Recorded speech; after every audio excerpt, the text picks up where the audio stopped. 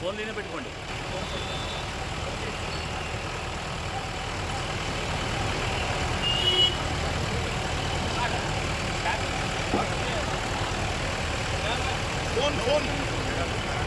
Phone లేదు చూడు,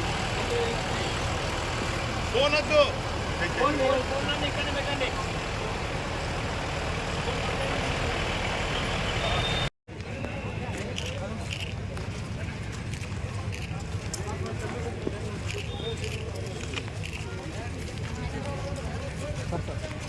madam Sudhakar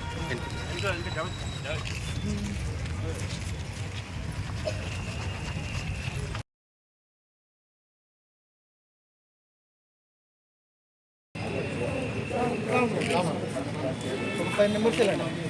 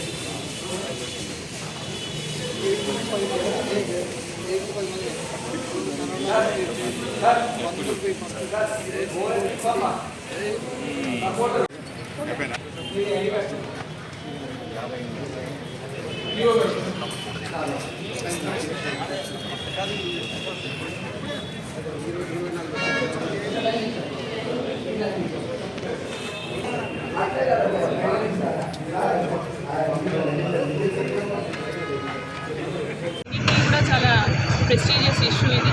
అలాగే గత 10 సంవత్సరాల నుంచి స్థానిక సంస్థలని ఏ విధంగా నిర్వీర్యం చేసిండ్రు అన్నది ఎంపీటీసీలకు కానివ్వండి, జెడ్పీటీసీలకి, కౌన్సిలర్లకి అందరికీ చాలా స్పష్టంగా తెలుసు. కాబట్టి వాళ్ళు మా పీరియడ్ అయిపోతుంది, ఎంపీటీసీలు జెడ్పీటీసీలు ఇంకో 3 నెలలు అయితే వాళ్ళ పీరియడ్ అయిపోతుంది. సో ఈ సమయంలో ఖచ్చితంగా మేము గత ప్రభుత్వానికి ఒక లెసన్ చూపించే విధంగా మన పెద్దలు రేవంత్ రెడ్డి గారు కూడా కాంగ్రెస్ ప్రభుత్వం ఏర్పడ్డ తర్వాత ఖచ్చితంగా ఈసారి స్థానిక సంస్థల్ని బలోపేతం చేస్తాం. వాళ్ళ హక్కులు, వాళ్ళకి కేటాయించాల్సిన ఫండ్స్ ఏవైతున్నాయో ఖచ్చితంగా వాళ్ళకి ఏర్పాటు చేస్తామని వాగ్దానం కూడా చేస్తున్నాం. సో ఇప్పటికి ఉన్న వాళ్ళు అందరూ కూడా కంకణం కట్టుకొని ఈసారి కాంగ్రెస్ ప్రభుత్వాన్ని తీసుకొస్తే నెక్స్ట్ సరే మా పీరియడ్ ఎలాగో అయిపోయింది, రాబోయే కాలంలో స్థానిక సంస్థలు బలపడతాయనే ఒక ఉద్దేశంతో ఉన్నారు. సో డెఫినెట్గా ఈ ఎలక్షన్ ఎమ్మెల్సీ జీవన్ రెడ్డి గారు గెలవబోతున్నారు.